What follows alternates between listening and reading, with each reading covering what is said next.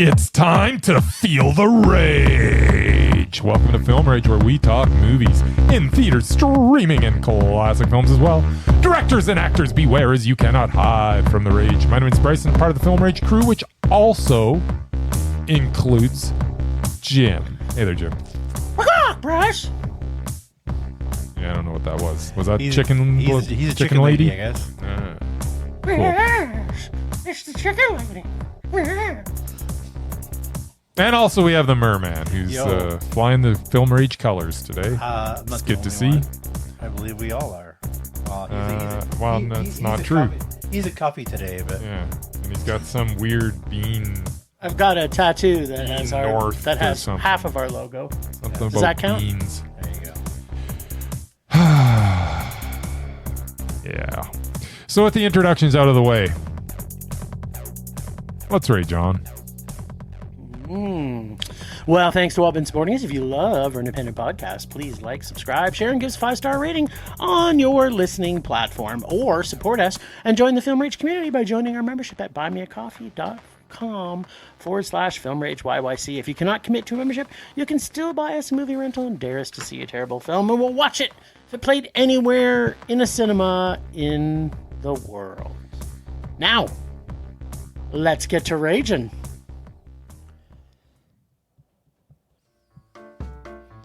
Oh, the music's back, baby! What would the amazing Merman predict? What would the amazing Merman predict? Will he predict the rage or will he predict the Mondo. Will he tell us all what Jim and Bryce saw at the movies? Watch out now, kids, 'cause here he comes. Swimming to you.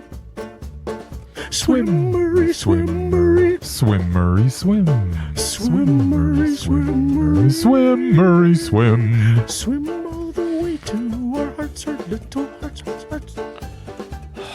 Oh, I missed you guys. Yeah.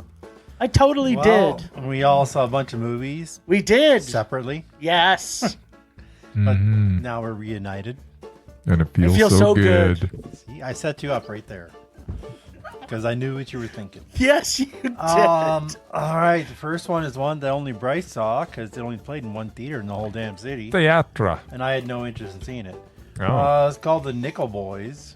Just Nickel Boys, I think. I saw 2 different trailers for this. Mm. I still have no freaking idea what the movie's about. Nice. That's the or way a trailer who's should even be. in it. Mm. But judging by what I saw, how slow it was, and all the talking and walking, let's give it a Mondo. All right. Nice. Then we have Presents, which is the latest movie from Steven Soderbergh. Yes, Hacky Soderbergh. Hockey, yeah.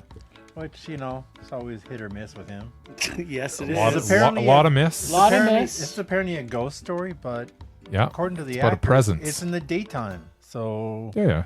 I didn't Yeah, know there's ghosts. There's different ghosts. times throughout the whole movie. Ghosts don't have to sleep, man. They That's just. right. They... I It's don't in the know. day, it's I in the think night. Jim probably hated it, so let's go Rage. Oh. Bryce might have had a few Wow. interesting moments, so let's meh that one.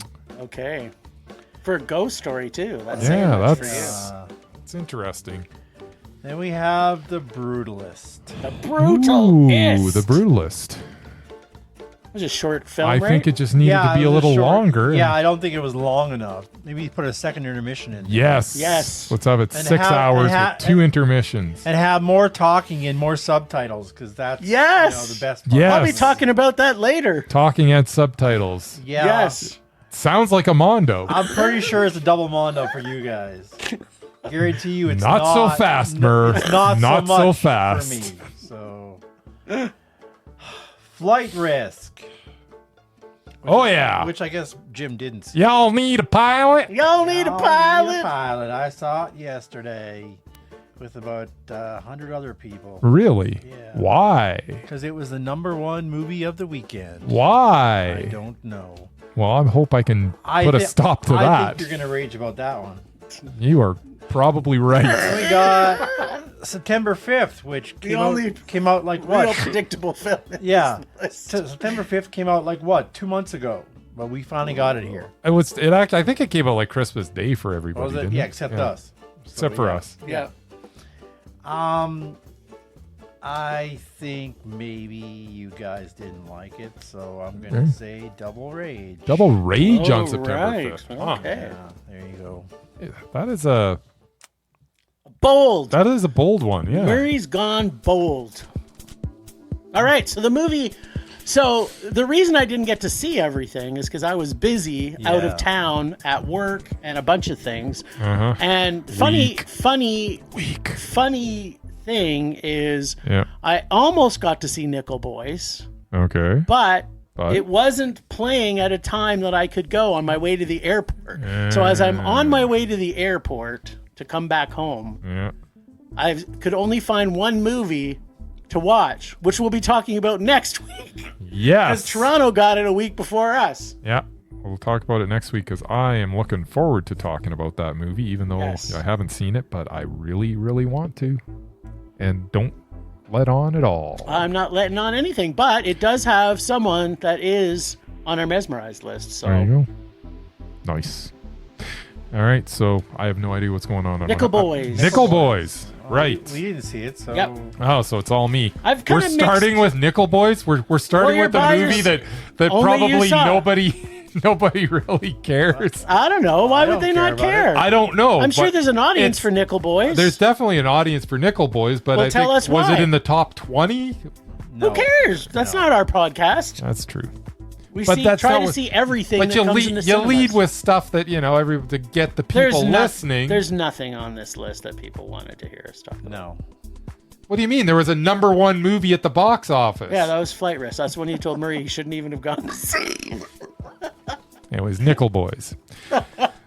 It is the story of two black kids named Elwood, played by Ethan Harris, and Turner, played by Brandon Wilson, during the height of segregation in Florida. They meet in a reformatory school by the name of Nickel Academy, where they form a bond. A nickel bond? There's nothing to do with nickels. Did anyone get a nickel back? Nobody got a nickel. I saw a nickel in the trailer. Somebody had one. The story is filmed POV style, with the view flipping between the two young men in an attempt to put us in their shoes. This may or may not be effective for you, but I can honestly say that it worked for me. Okay. The journey begins with Elwood, who feels that he needs to contribute by protesting and providing what he can to support the civil rights movement. His contribution is recognized, and he's offered an opportunity to study at a college. On his way to school, he hitches a ride with the wrong guy. Oh no, white people. No, it's a black dude, but as the car is pulled over, it turns out the driver had stolen the vehicle. No. We are in Florida, so of course the police treat Elwood as an accomplice, even though the driver says no, he had nothing to do with it. Yep. And he is off to the Nickel Academy for reform. Instead of, going to school Going to where he could school. have made something of his life. Yep. These are the roadblocks you encounter when you're a young black man, And especially in at Florida, that, yeah. in Florida, In Florida, especially yeah. at that time during Yep. segregation. As you might imagine, the Nickel Academy is not a very nice place. It is here he meets Turner, who is not quite as optimistic as Elwood. Where Elwood sees the potential for things to get better, Turner just sees them as they are. These two play off each other very effectively, even though they are barely on screen together, as we are more often getting the point of view of one or the other. So, when one's talking, we're actually just looking at the other one. Yep. And vice versa. Mixed in throughout are film clips of the Live. well, footage. our clips of films, or there's kind of archive news footage Yeah. that kind of drives home a lot of the messages within the film, especially as it pertains to whitewashed history. The performances are top notch, and the film is kind of gorgeous, which is funny to say considering the subject matter. This film recognizes the price of freedom, and it does it in a way that will stay with you as you leave the cinema. Nickel Boys was Mondo. You were correct there, Merman. Oh man. Damn it. Yeah, no, it's too bad you didn't see it. I'm sure you will at some Oh, I am point. gonna But see it. it's a different experience, and I'll go right up front that the point of view, it's either going to work for you or it's not. I can see someone going into this and going, you know what, that didn't work for me at all. Yeah. But you're never going to put yourself in the shoes of these guys, obviously. But it's as close as you get, because when you are looking through their eyes and you're kind of seeing the reaction like straight at you instead of aside, it's a different feeling. It sounds like a good creative way to shoot it. And then obviously if it's visually brilliant, which it's there's a lot really- of things in Florida that are pretty beautiful. Yeah, so. I really, really enjoyed this movie. Did anybody eat an orange? I don't don't believe so. There was no orange eating. Damn. I love oranges from Florida. Oranges are great. Oh, you know what? But we probably can't afford them anymore. No, those are going to be way too expensive. All right, let's move on. All right. I don't even I know think we're what we're talking doing about there. presents. Presents? I love presents. I love presents too. Everyone loves presents. Yes.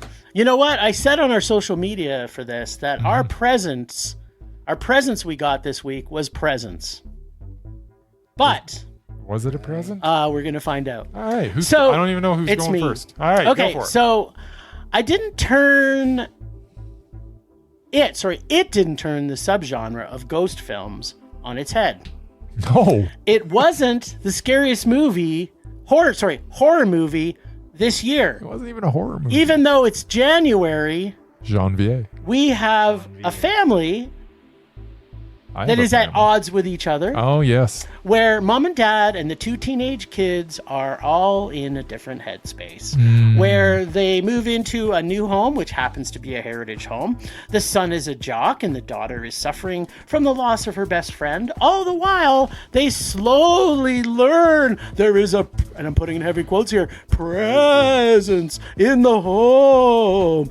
The daughter feels like it is her dead friend. Her brother is a dick for most of the movie, and we also learn that the son's new friend has a thing for the daughter. Wink wink. At the same time, we understand there is marriage tension and both of the parents are on either side of their kids, plus almost in a creepily way, plus there's something that the wife did that I think was bad and the husband is supporting her, kind of blah blah blah. That didn't go anywhere. Yeah. Through all of the film, we get what I want to call presence vision going on, which is basically the viewpoint of the ghost. The entire time. Again, this is nothing new. It's been done in horror movies for years, but this is somehow groundbreaking because that's how they're presenting it to us. This movie is groundbreaking. Well, it's because he's doing it with a fancy new camera that he got. Oh, okay, yeah, okay. So that Which I'll that talk makes about. it that makes it groundbreaking. Yeah. Or we are led to believe that it is groundbreaking because of this camera. Yeah. Okay. That's the idea. Oh, okay. It's not. It didn't. Yeah. Okay. Good. Yeah. That's what I was that's confused. what he was hoping for, but Yeah, I was hoping I was going to be There's- groundbreaking. There was no broken ground. in No, this. no. So the present seems to have the ability to move heavy objects and protect the daughter from someone who threatens her. Yeah, Sometimes I guess. Like sometimes it doesn't. Yeah, it's like the Force. Yeah, it's like the force.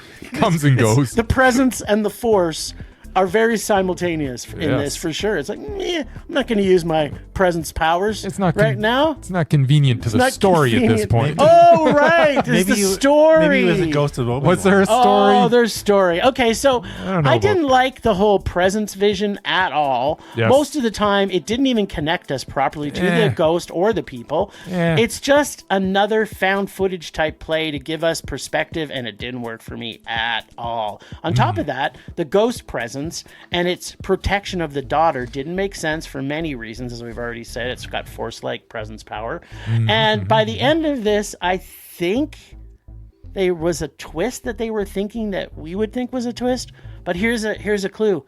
That was not a twist at all.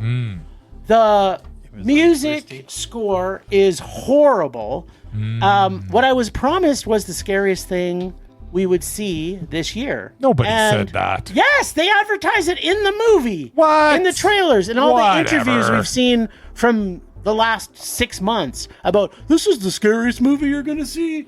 This is going to be the scariest movie you're ever going to see.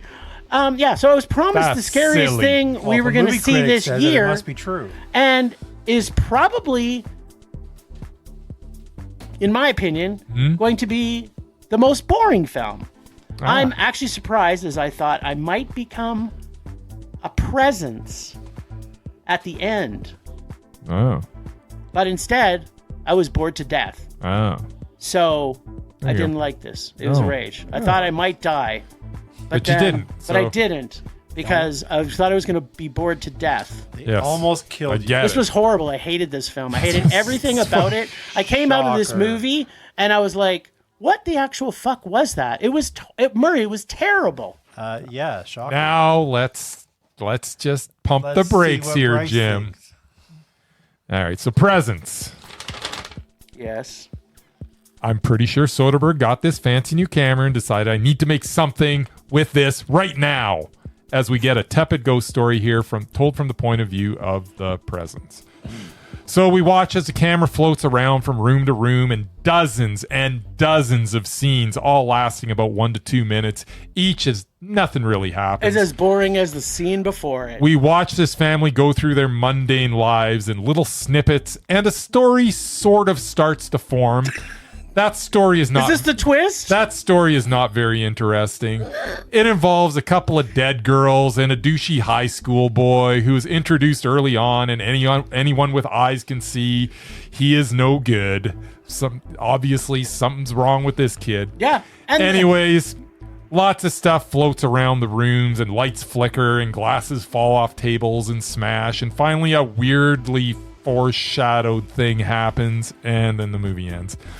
Not a spoiler, but the glass in that bedroom must have been like the cheapest paper thin glass ever. I can't believe how easily they just went through it like it was like the window was open. It's sugar glass. It's supposed to break. Long story short, which fortunately this movie was as well at 85 minutes. 18 minutes? I wish it was 18 minutes. 18 minutes. At 85 minutes, this was a rage. This was so god awful. This was so I had horrible. actually, for a while there, Soderbergh had made some interesting stuff, and I was always one of those guys that thought Soderbergh is this pseudo-intellectual that is so proud of everything that he puts on screen. They're like, look at how clever I am.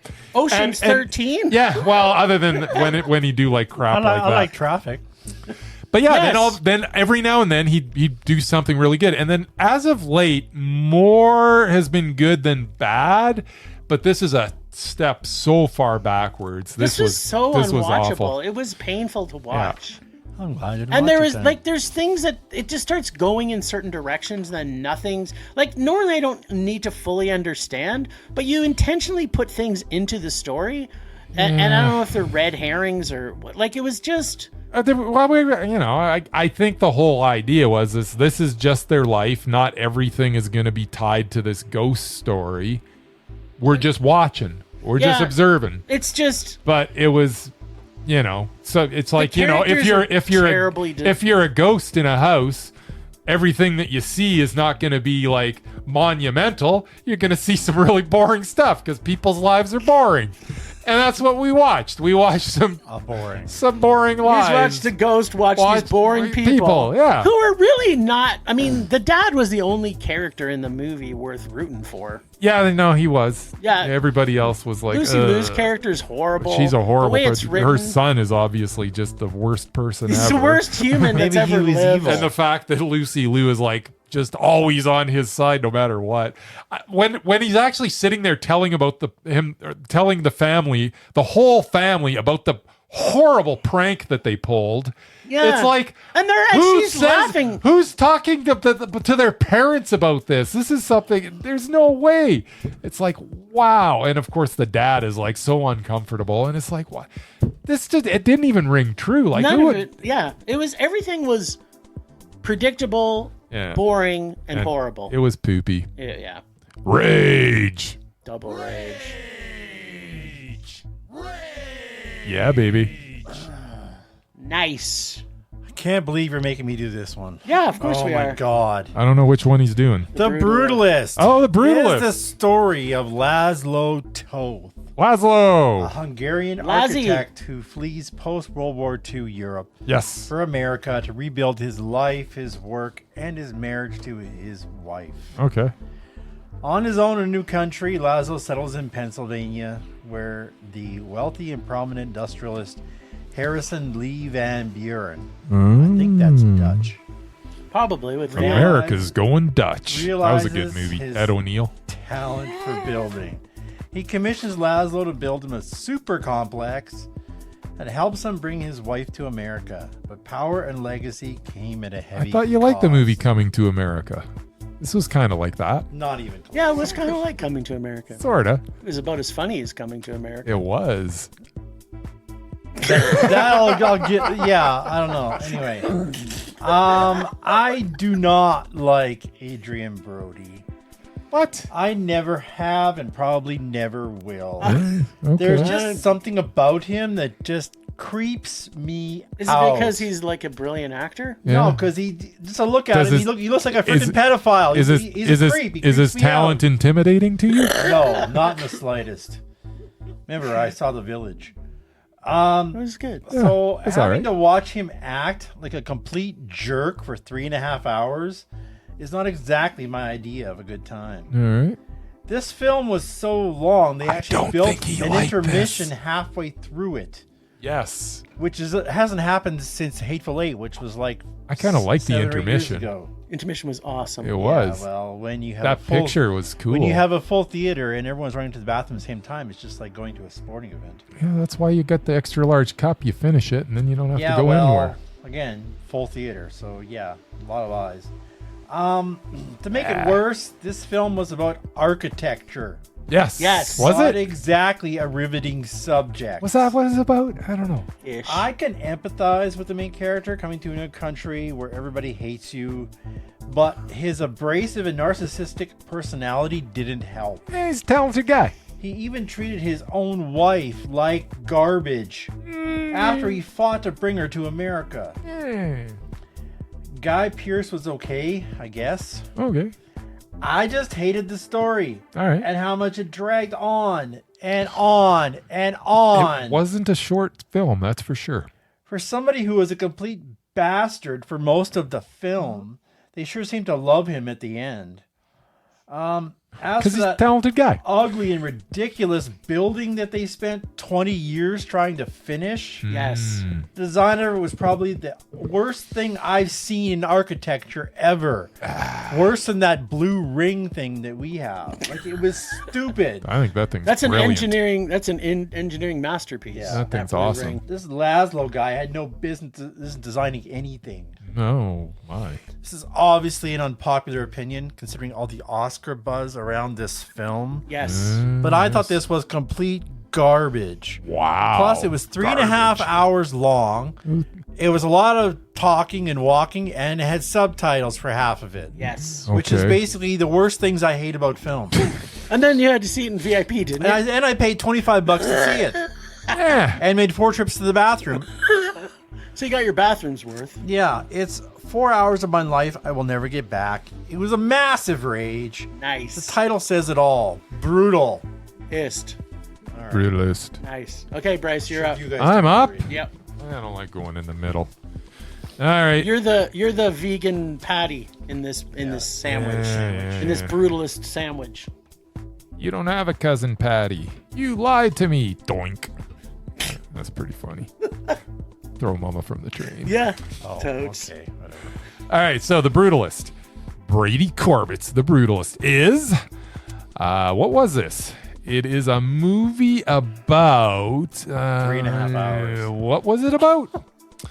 Well, I guess it was about the evils of capitalism? Yes. Is that what it was? It was definitely an immigration story. Yes. There is a lot of commentary on architecture. Yes. Is that what it was about? Yes.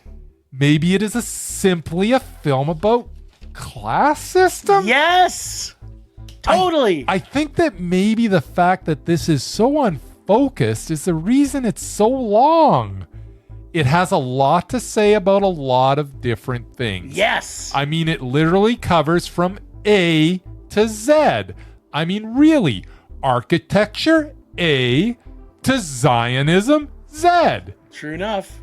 So Adrian Brody These are stars big as words. Laszlo.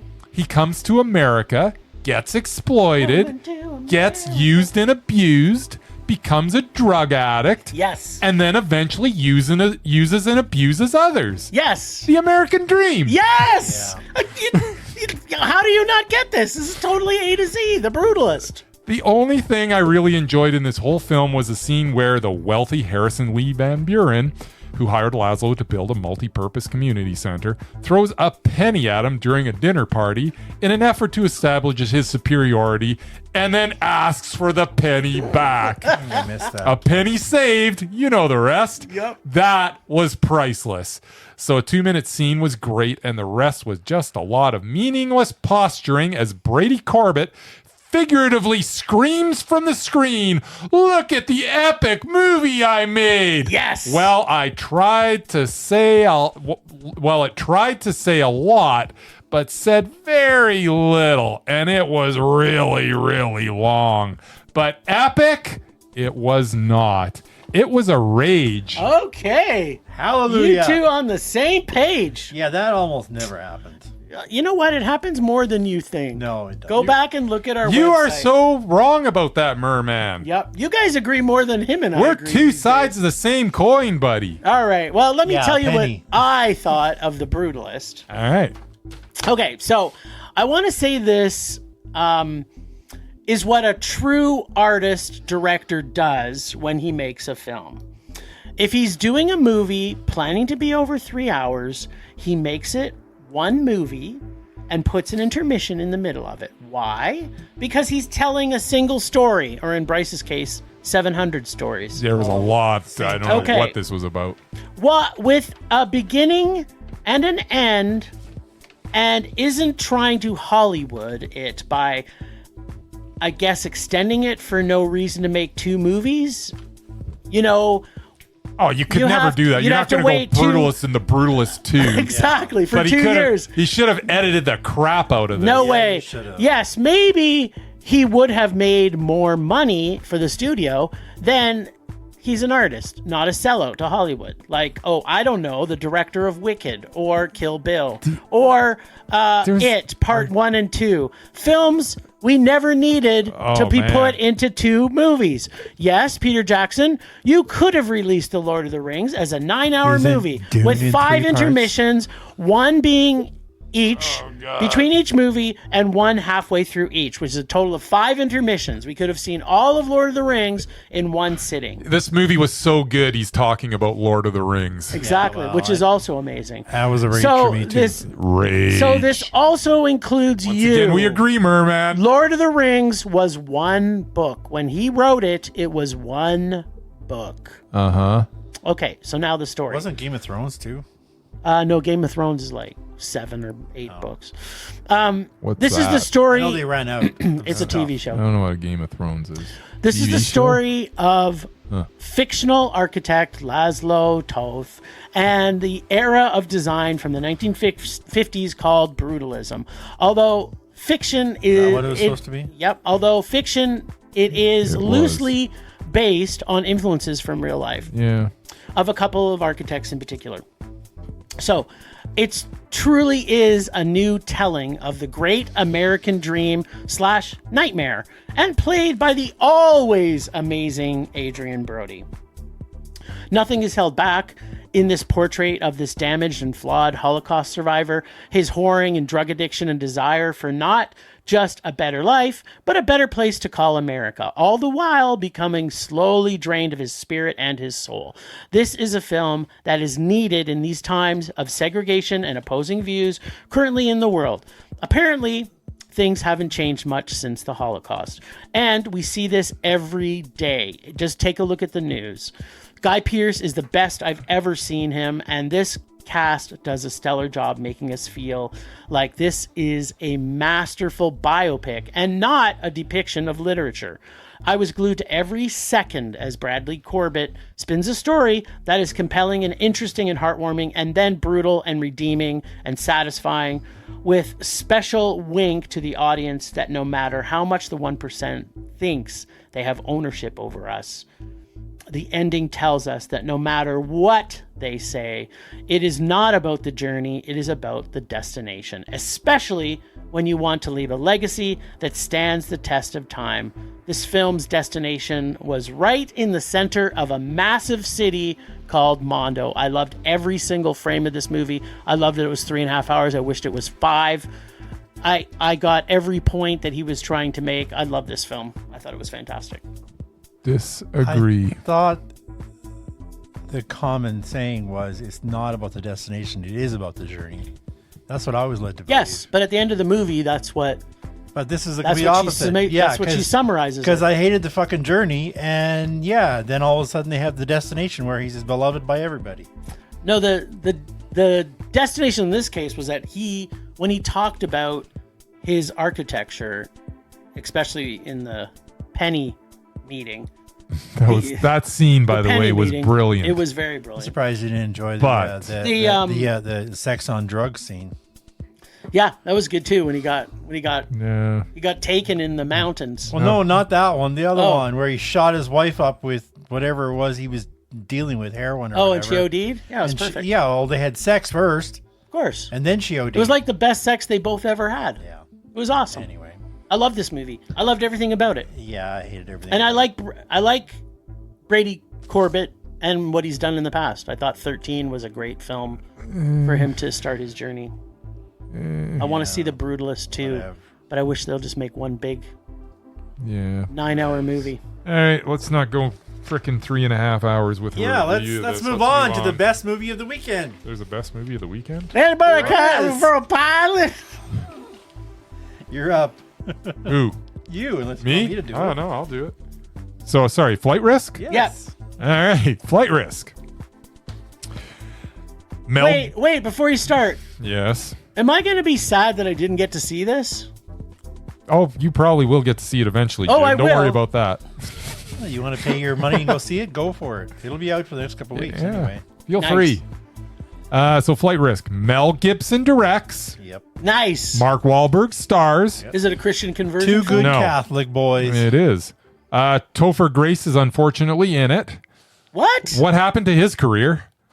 And Michelle Dockery also stars as a disgraced U.S. Marshal who is given one more chance at redemption. Her task is to escort a government witness, Grace, from Alaska to somewhere. I didn't catch it. I think maybe New York or Chicago. It's the West Coast. I believe they're just going to Anchorage to catch a flight somewhere else. Yeah, but they were going to the East Coast. weren't they? Eventually, but they were flying out of a small town in Alaska. But where were they going? Like New York, Chicago? They were going to Anchorage, which is the big I know airport. they were going to Anchorage. Well, I don't know wherever. What does that have to do with the price of tea in China? So he's going there wherever to the be FBI or CIA or whoever there was. At any rate, from Alaska to somewhere. East Coast, yeah.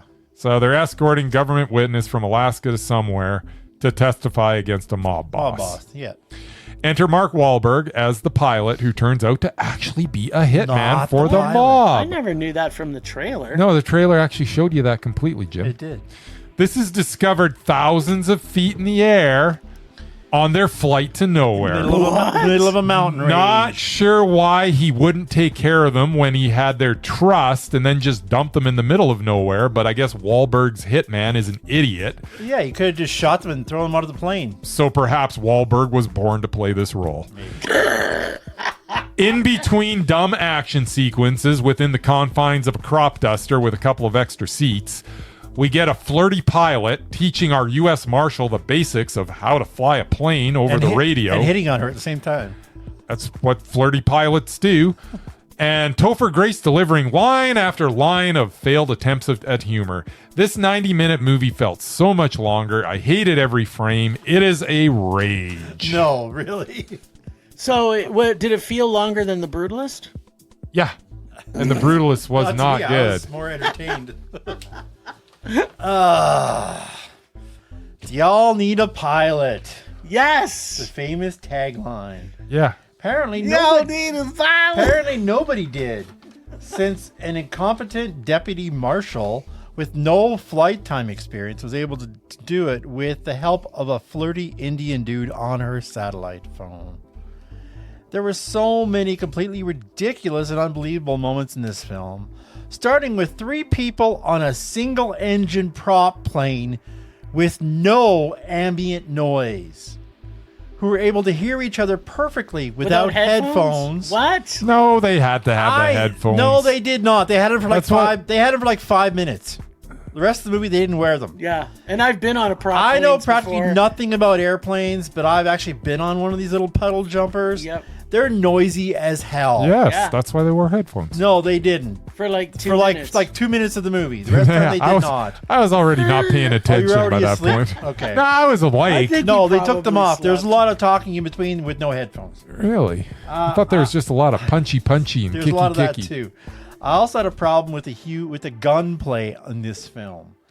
As anybody who has seen a movie set on an airplane knows, Like guns snakes on a are plane. bad.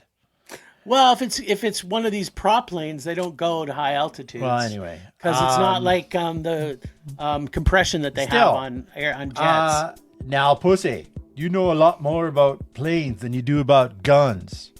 Thank you, Mr. Bond. That was from Goldfinger, by the way. Yes. Okay. Even Marky Mark explains to the deputy that she can't fire a gun on an airplane. Okay. Then what happens? He gets the gun away from her and opens fire towards her and the cockpit where all the instruments are. Yeah, but that's the thing. He seemed kind of suicidal. Yeah, well, he is. But still.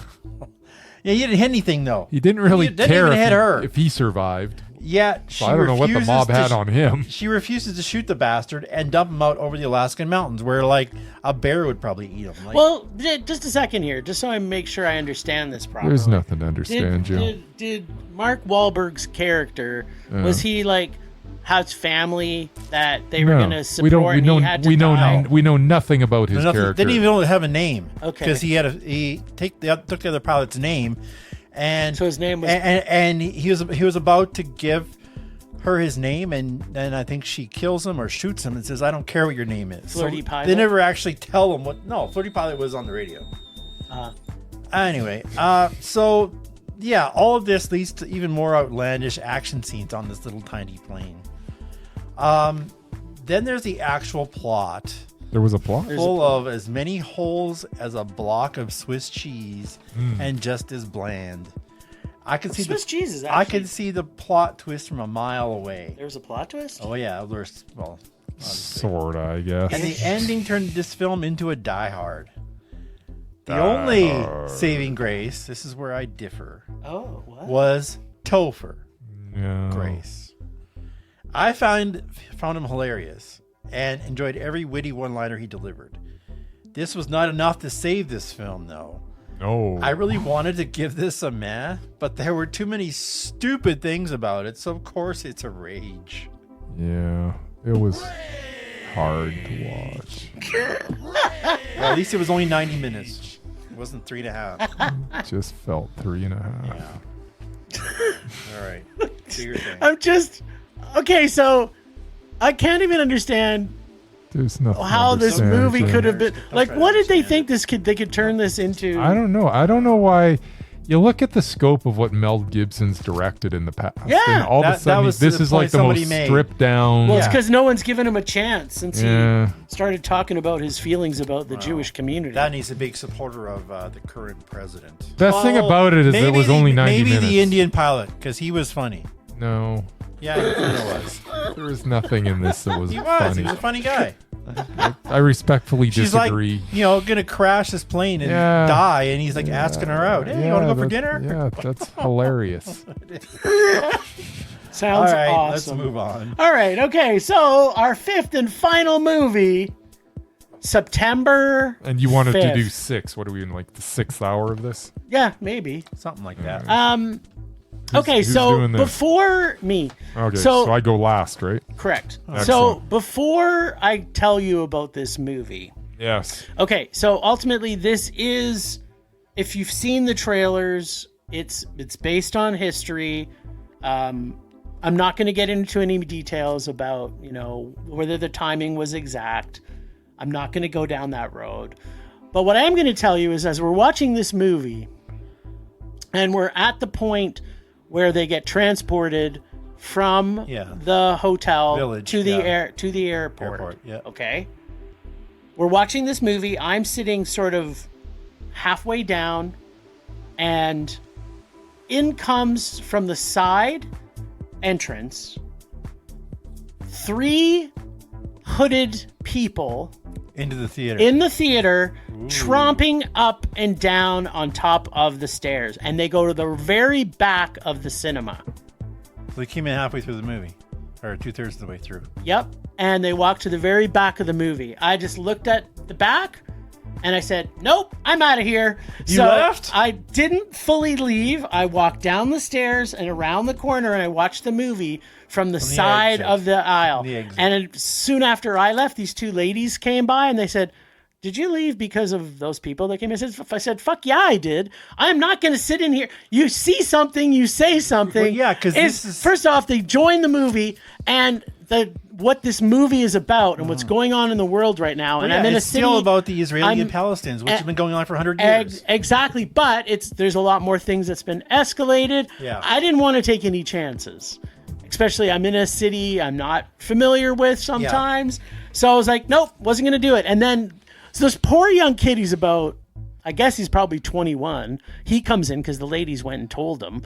And he comes into the cinema and he sees me standing aside and he says, are you okay? What's going on? I said, told him to explain the situation. And I said, be very careful. I do not know what these guys are about, but you're not paid enough to deal with this. No. Wearing your Cineplex jersey as we're sitting there waiting. So he kind of kept looking around, but what are you going to do in that situation? Yeah. This kid, like for all we knew, these guys could have been packing heat and decided to kill the whole cinema. Fire on everybody. Yeah. Yes, well, I wasn't about. So anyway, I did see the movie, but needless to say, the last part of the movie, I was thinking more about my life than I was thinking about, which kind of is fitting for this movie. Yes. Mm-hmm. So this film is almost like a documentary, as we get the live footage of the 72 Olympics spliced into a dramatic reenactment of the control room and as the events unfold.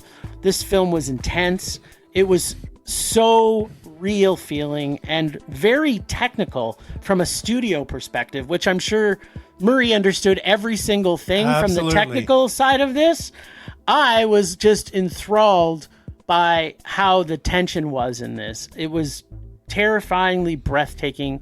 I love this movie. I wanted to talk about it with you guys, but I love this movie. The story is just what it is. There's not really more you can say about this movie. No, the events are the events. It's intense. You can't change them. I was glued to this. See, I'm old enough that I actually saw the original broadcast of this, and my parents used to watch the news every day. So I saw this, and then seeing it again, it's just like, wow, like the first time that this happened in real... I think one of the lines they used in the movie was, after the thing, was more people watched that event than watched the moon landing. Yeah. Yeah, it was like 1 billion people back in 72. And it was the Olympics. It was just sports. Yeah. But then something happened. Yeah. And I mean, it's the sports team, it's the sports crew that filmed it. Has to do because they're right across the street. Yeah. If there was no news crew there, which I thought was weird, there was no news because in the Olympics, everything's limited to certain things, and it's just sports that is there. Yeah. So they didn't have it. Like everything. Compound after compound after compound of issues that happened through this. But I loved it. It brought back memories of Saturday night for me too. I was like the intensity of the film and how it was. All right. All right. Well, I'm happy you liked it. I wish I had seen it with you. Yeah, me too. For those who have seen Spielberg's Munich, this is the same story, except this one stops where this one stops where the other film begins. Like Munich is more about the revenge. Yeah. Afterwards. It was September 5th was immediate coverage by the ABC sports crew, who were literally right across the street from the athletes' village. And they're quick thinking to bring the story to millions of people as it happened. I was 17 months old when this happened, so obviously I don't remember it. Yep. I wasn't born. You were sperm and egg. That's right. I wasn't even that. As somebody who worked in broadcasting for 20 years and was part of a broadcast team for 2 separate Olympics, I was absolutely riveted by every scene in this film. I still don't know how they got a 2,000-pound studio camera up a grassy hill to point it at the building where the hostages were. And the fact that Peter Jennings was hiding in the adjacent building from the police and the terrorists. And the fact that in 1972, they were still shooting on film and developing it in the studio with lightning fast speeds to get it on the air. There was no videotape back then. Fascinating. I wasn't alive back then, but yeah, it was amazing. Those technical things aside, I thought this film was amazing. All the performances were solid. The action was intense, and I felt like I was watching it unfold in real time. I may be biased based on my background, but this has been my favorite film of 2025 so far, even though it came out last year. It's my first Mondo of the year. I freaking loved it. Nice. All right, Bracey Poo. What'd you think of September 5th? September 5th. The movie takes us back to that date in 1972 where ABC Sports broadcasters were thrust into the role of covering something that they had not planned on, as Black September, a Palestinian militant group, converged on the Olympic Village, killed 2 Israeli athletes, and took 9 more hostage. From here we are taken behind the scenes as the sports team covers this event that the whole world is watching for a very different reason now. This is purely a screenplay that is not trying to make a major statement about the state of the world, but is rather simply a journalism suspense thriller with snappy dialogue and tense situations as the sports team grapples with their responsibility as journalists in this uncharted water. The film also seemed to get a lot right from the simple things such as wardrobe and set design, right through the details of TV production in the early 70s with the film being transported around to the manufacture of logos to be placed in the frame while shooting them. Also, the rapid developing of the 16 millimeter film to be shown live on the air. The performance in this are all solid with no real standouts because everybody's so solid. Yeah, sequel. The story hums along and feels genuine, and I like the fact that the film just deals with the events that the sports broadcast team had to deal with without adding any extra commentary. This was a well-made film that took me back to the early 70s effectively and provided the tension of some of the great journalism films of the past, such as Spotlight or All the President's Men. Of course, it was not as good as those films, but it is a very high man. What do you think caused it to be only a man? I think it was too short. No, it wasn't too short. Yeah, it was just longer. It didn't affect me quite as deeply as apparently it affected you two. Yeah. It was good. Everybody was good in it, and that's the whole thing. Everything was good. I enjoyed it.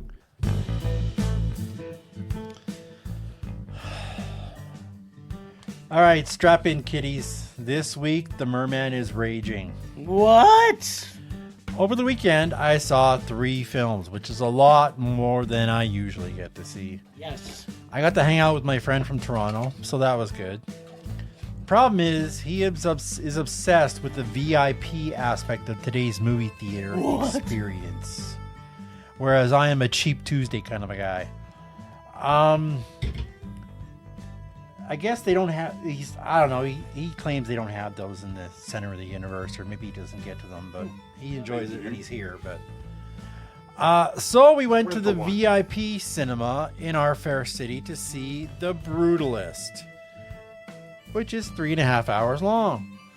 Between the $25 movie ticket, the snacks, and the dinner I was forced to have in their lounge due to the overcrowding in the pub next door, it was easily a $60 night to see this movie that I hated. Of course, we sat at the very back row at the top. That's where I sit. As I mentioned, I went to the bathroom 4 times, and it was a very long climb every damn time. It's good for you. But the only bonus is when I was eating dinner in the lounge, I asked her if I can get a refill on the soda, and she said yes. I ordered the large soda. I drank that with my meal, and then I got a refill to go into the theater. But then when I came back out, I basically was drinking water the rest of the night, but I still went to the bathroom 4 times. Naturally, the theater was packed since it just opened here last weekend, and it was after the Oscar nominations came out. On to night 2, back to Landmark. Once again, we had to sit in the premium VIP seats. I sit there. Another $25 bill.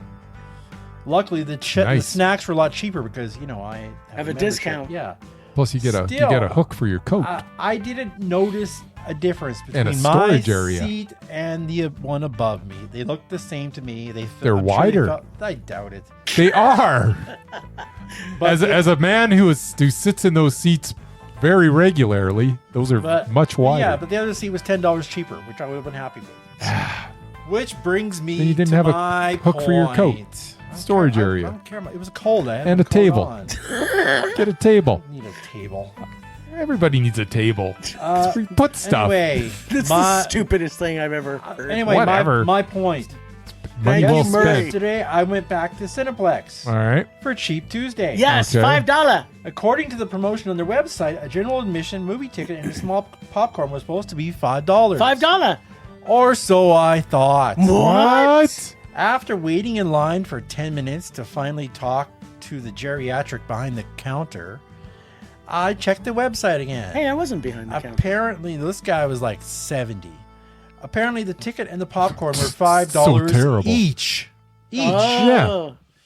A small popcorn is only $6 regularly. So you saved a buck. big week. So you saved I a didn't buck. buy the popcorn. No. Well, why And the would movie, you? and the movie I was going to see was Flight Risk, which Y'all was need a playing pilot? in AVX. Oh, well, then you got to pay the Said difference. $5 price was not applicable.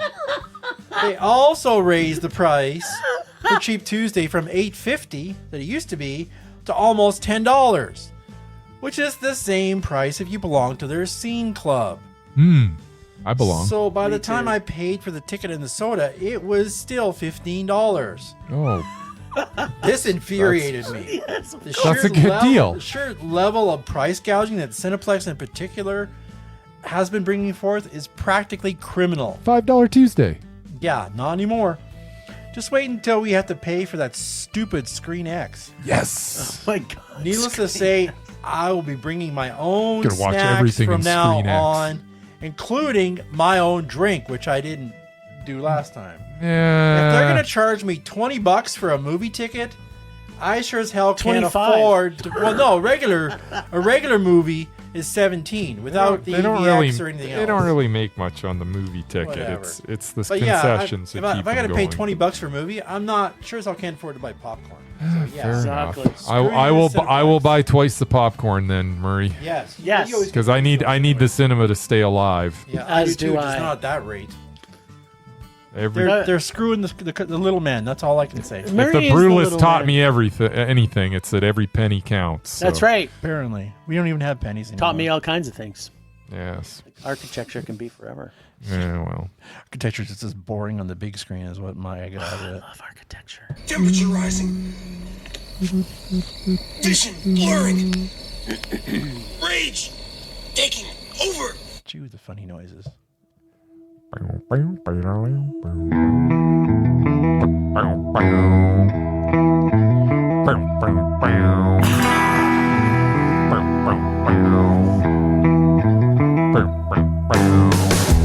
Oh, my rage this week. Okay, so my rage is really actually a very complex one. I'm going to try to put in very simple words for everybody. I had probably 20 different things that I could have raged about this week.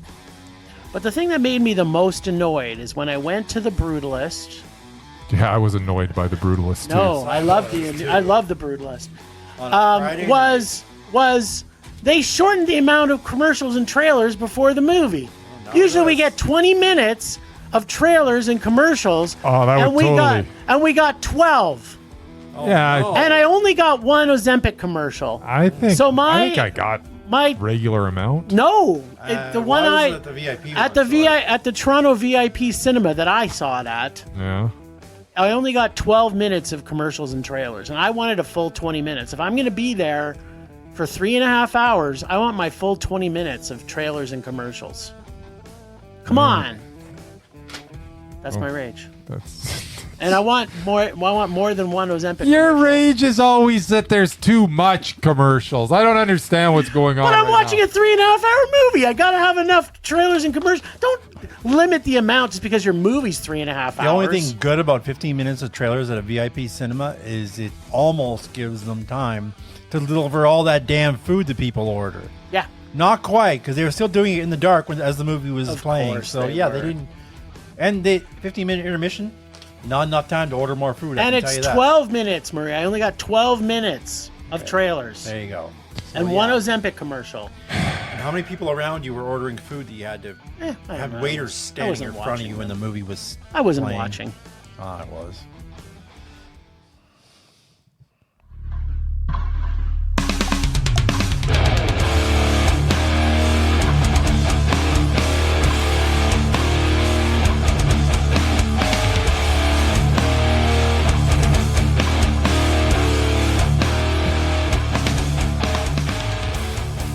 So yeah, I don't really have a rage this week because usually I have a rage because just being around you two when I go to the movies brings out the rage. But didn't have you guys. Usually You it guys, has you guys nothing are like the spark We that, weren't there. that ignites the rage flame.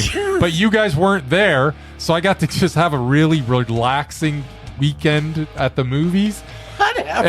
It was delightful. I don't think you've ever had. It took me back to the days where I just went to movies by myself, and oh man, do I ever miss those days?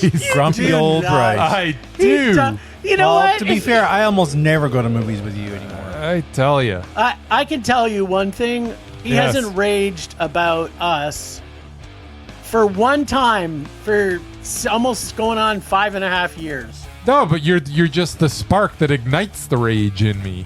I don't even realize, but now I do because I had a whole weekend without you two yokels, and it was so delightful. I really enjoyed my time alone. Well, short-lived. Yeah, We're whatever. going to be out Monday night. All right, You, fine. too freaking cold for me to go out. Yeah, it's going to be minus 30. Yeah, tonight. something like that. Rage subsiding. Pulse slowing. Anger fading.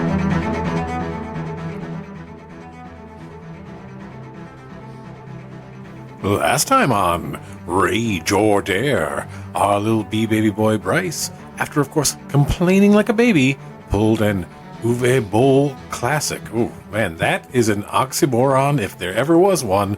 When he pulled In the Name of the King, a Dungeon Siege Tale from 2007. This week, it's back to Jim for his turn to Rage or Dare. Now, let's check in with Bryce and see if it is as we expected an Uwe Boll movie. I think that's about enough, other than, come on, Bryce. Honestly, that is enough. It's an Uwe Boll movie. I mean, like, you don't really need to talk about it. You know it's going to be garbage. I'm just going to try to recap it as best. I watched it last night. I haven't prepared anything for this, but let's see if I can remember what I watched. There's so many stars in this movie. Yeah, there's Jason Statham, John Rhys Davis, Ray Liotta, Burt Reynolds, Ron Perlman. I mean, really, there are. And then you got your B stars, your Matthew B-roll. Lillard and Lee Maddie Sobieski. Maddie Lil. Yeah. But anyway, so Jason Statham is in this, and the movie kind of opens, and he is a farmer, and his name is Farmer. So that was good. Convenient. Yeah. Is this And- original or was it written off a book? No, it's an Uwe Boll movie, so you know what it's based on. A video game? Yes! Dungeon Siege is a video game, and How that's would what this is I- how would based I on, know? apparently. So, anyways, Farmer wants nothing to do with the kingdom, but the kingdom's battling these troll guys, and these troll guys are controlled by Ray Liotta. And Ray Liotta can, like, stand in, like, a dungeon and control, like, one guy of these troll guys, and he can kind of bounce from guy to guy, I guess, even though they're like their own beings. I don't know how that works. So then at one point, Farmer kills one of the guys, and then he just goes into like another one of the guys. So anyways, yeah, that's what I'm saying. It's very confusing. I'm already confused. So the whole deal is Matthew Lillard wants to be king, so he partners up with Ray Liotta, who's like a wizard type guy, and That sounds awesome. they end up fighting Farmer and some like For no reason? pixie chicks that like The pixie chicks were in this? The pixie chicks were in it that like live in the forest, but they don't want anything to do with the outside world. But because now all of a sudden the outside world's coming into their world, they're gonna fight with Farmer. And it turns out that Farmer, it's like Gladiator 2. Farmer was like separated at when he was like a young little tyke from his father, and Who his was a gladiator. father, who by the way is Burt Reynolds, Sweet. and he's the Nice. king. Nice. He got separated, and they didn't know each other existed. And then Jonathan Rhys So it's like Davis Sleeping goes, Beauty. he goes, "Hey, dude, your dad's Burt Reynolds, and you're actually like next in line for the king, not Matthew Lillard." What? And he's like, What a no, twist. that sounds stupid. I don't think that's true. I don't think I'm next in line for the king. That's But fine. then it's like eventually he's like, all right, I'll be king. Because Nice. eventually Lillard poisons Burt Reynolds, who's the course he king. does. And he doesn't die immediately, but then he does die. And now it's King Farmer. This is some Game of Thrones shit right here. Yeah. So Burt Reynolds, Yes, his dad. who looks like I don't know Jeff what the hell's Goldberg? going on with his face in this. He's Well, he like was all dying. Well, no, he's got like makeup on or something Oh. because he looks weird. Maybe he's just had Half troll? I don't know. At any rate, so then Castle freak? So then some weird wizard stuff happens, and there's some books that fly around at one point, and they fall on Farmer, but Farmer, like just kind of just brushes the books away because they're books. And So it's like the presents. then eventually Lily Sobieski comes in, and she's got like magical powers too that she's been given from Jonathan Rhys Davies, who's her dad. Because when he dies, he's like, take the rest of my power. So before he dies, she like takes the rest of his power. Did she So take it orally No, or you're rectally? interrupting here. So then when Farmer finally goes after Ray Liotta, right? He Sure, can't. what? He can't. He's a wizard dude, so he can't really fight him. Other than the fact that he's just like throwing books on him. But that's okay because Lily Sobieski comes in and sort of like With her powers. shoots some stuff at her, and at Ray Liotta. Laser beams? Yeah, like laser beams or like lightning or I don't know what. Like just- the battle in the Raven? Is that the Force okay. Lightning? So then like stuff's happening and he's like distracted. And while he's distracted, Farmer like stabs him and then he dies. Oh, and the movie's and then over. and then Farmer's now he's king. He's the king, and he Wow, killed the that was bad really- guy. in the name of the king. sounds a awesome. dungeon siege tale. This sounds awesome. It was really awful. I hated this movie. I'm probably getting it wrong. This is how I Yeah, remember you it. remember enough of it to describe the entire plot. I remember a very little, but apparently enough. But Uwe Boll, wow. I mean, you gotta give it to the guy. The guy had a decades long career, and he found people to invest in his movies over and over and over again. Well, you've seen the documentary. Yeah, and it's crazy. And that's the best thing that's ever happened for Uwe Boll is that document. That documentary is great. It's like, wow. It's like, I can't believe that he convinced these total nimbuses to invest in his movies.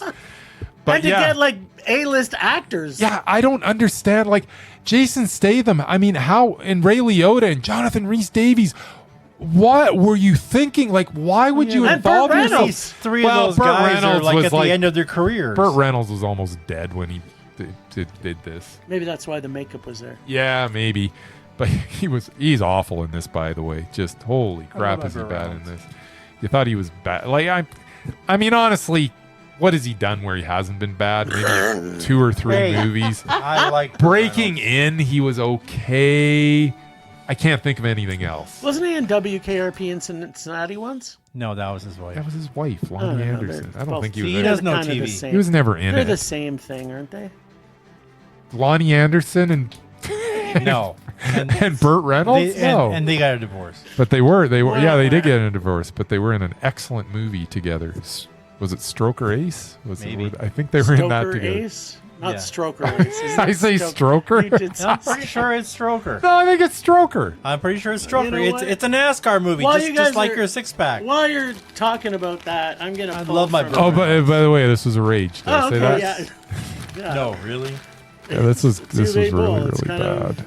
Kind of a thing. It was so bad. All right, I will. Oh, be he was seeing- good in Boogie Nights. Yeah, he was Burt really Oh, good. you got nominated for an Oscar for Yeah, that. yeah. No, Burt Reynolds was good in Boogie Nights, but that was it. I like him. That Okay. and that Breaking In. I kind of like that I know movie. that one. It's All just right. like he's a. That's enough of that. All right. Oh, I'm kind of looking forward to this. Who are you? Who did you go out of my bag? Yeah. Oh, I you- get to see, you I get dumb to see bastard. Gotti from 2018. That's probably the best movie in my bag. I know. I'm kind of excited. I haven't You get to seen laugh this at since John it first came Travolta. out. Yes. Good luck with that. Yeah, no, Gotti's awful. In which? Sorry, I wasn't paying attention. Gotti. Gotti. Oh, With John Gotti. Travolta. Oh yeah, yeah. Yeah. Yeah, Yeah. it's Travolta. Yeah, I Yeah. remember that. It's I never saw it. But yeah, you're lucky. It's supposedly I have, what unfortunately. Nicholas Pileggi based Yeah. I've seen it. Goodfellas on. I seem to was the remember Gotti liking it. family. You did not. You Oh, did goodness. not. It was like a movie Well, or that something. that was a good time. I'm glad I'm back. Welcome home. Give you some rage for this weekend. Well, thanks, Ragers, for listening. Thanks to the extended Film Rage family, who you can find in our show notes. Thanks to Casey from The Nerdy Photographer for the voice of Rage or Dare and our God of Rage. Find us on social media everywhere at Film Rage YYC. Check out everything Film Rage at filmrageyyc.com, including our merch site for Redbubble and TeePublic. We always want to make this raging blast for all listeners, so please comment, like, and subscribe, and send us emails to filmragecalgary@gmail.com. Dares to see terrible movies to fuel our rage. But no matter what you do, please, please, please, pretty please, please, please, oh my gosh, our rage. That's it for this week. Rage on. Rage on. And it is Stroker Ace. Yes, I was about to say that.